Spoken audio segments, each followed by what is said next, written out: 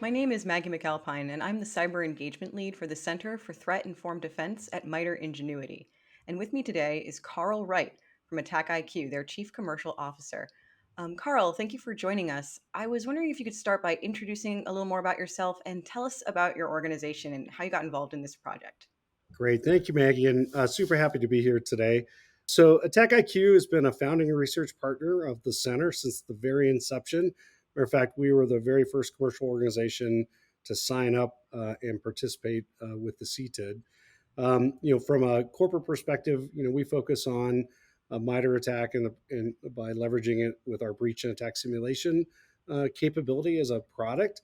And so it just made sense for us to help help organizations better operationalize the MITRE attack framework and contribute back to what the center so often refers to as the state of the art and the state of the practice of threat informed defense.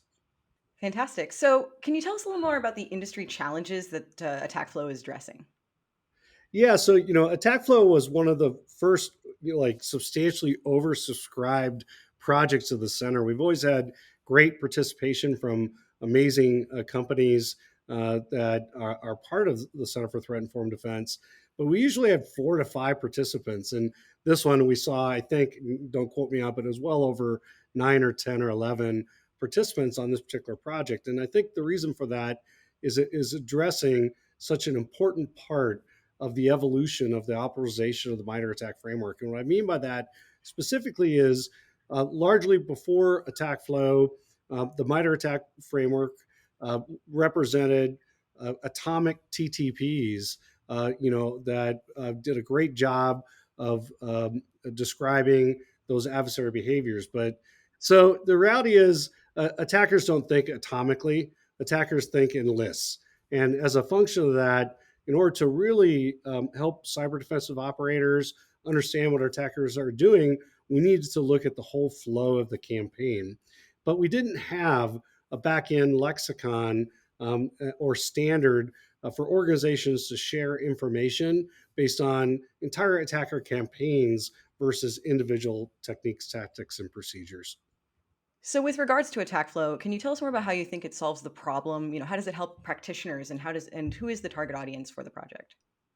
Yeah, so I think the target audience is very broad for this application that the center worked on from a project perspective.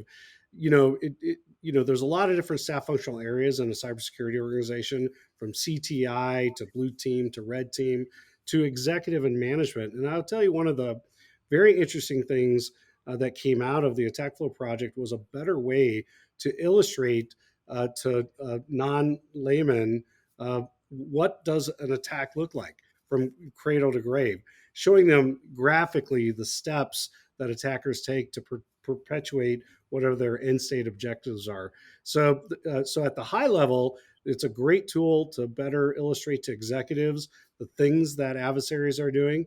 But then within each staff functional area that focus on some level of cyber defensive operations, they can leverage the modeling as well. So a good example is if a chief architect wants to figure out how to shift left, the ability to detect an adversary, they can take a look at the flow and all the different things that the adversary is doing, being like, hey, I can write a better detection here that will give us better early indication and warning of what this, within that campaign structure is, right? Instead of just looking at it atomically.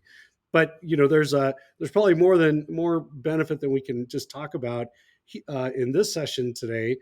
So I strongly also encourage everybody to check out the website, the CTID website, where there's a lot more information on flows. But I'm pretty darn excited to talk about what we're doing with it today. Yeah, well, thank you for the plug. So, all right, let's dive into it then. How is AttackIQ leveraging attack flow, and how is it best applied, do you think? No, that's great. And I'm going to do 2 things today. The first thing I'm going to do is show a very quick PowerPoint presentation, but more importantly, I'll dive right into a demo to show how we applied it inside of our application so that other people can consume it. So let me just switch over to the PowerPoint real quick. Okay, so from this slide, the first thing I want to talk about is that when CISA comes out with a new alert, now there you can see from CISA alerts that they're talking about MITRE ATT&CK TTPs. What we want to be able to do is to extend that sys alert so that organizations understand the entire flow or graph of that particular attack, whether that is something like ransomware or something other. And so what happens is leveraging the MITRE ATT&CK Flow project and the underlying lexicon that is part of it, we basically, our adversary research team, uh, conducts kind of a thorough review and investigation of what's going on from that particular alert in this particular case. And then we actually produce the attack flow or the attack graph so that organizations can then take it and go validate their security controls, processes, and people to see if they can interdict or detect that particular attack flow. And I know the screen's a little small, so here's a bigger view of an example ransomware attack flow called the Cuba ransomware.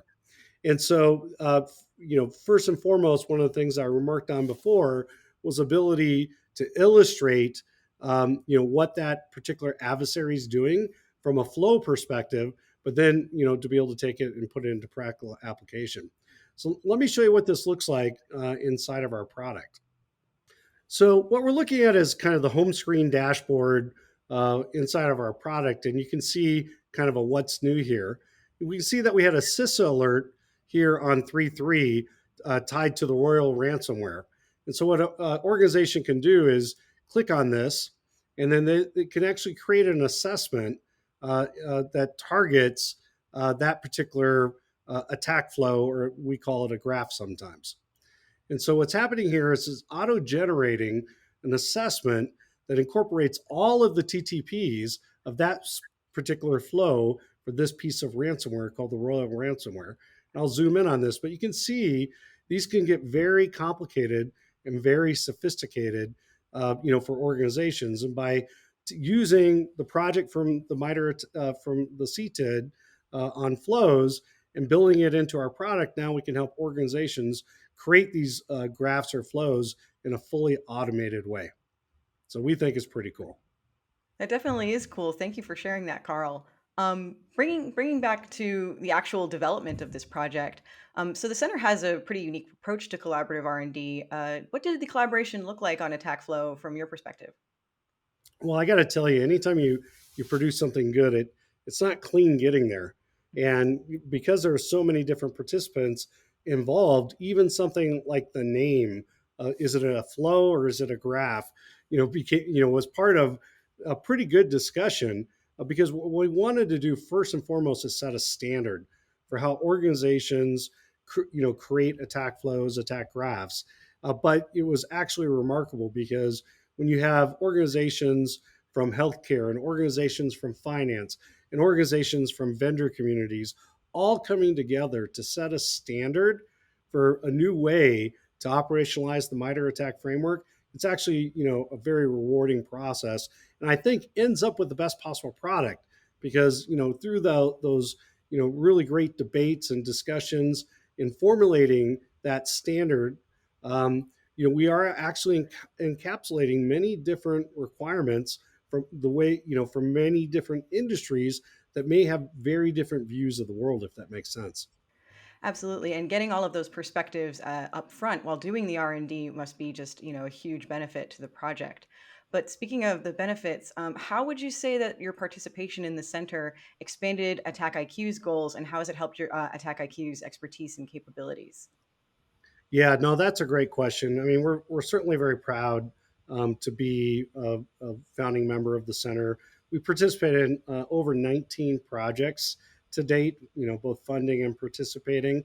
From all. I mean, just there's a lot of projects, and for Attack IQ, this was a real benefit because it created a force multiplication for our engineering, and so we're working on great projects with great teams from across industry.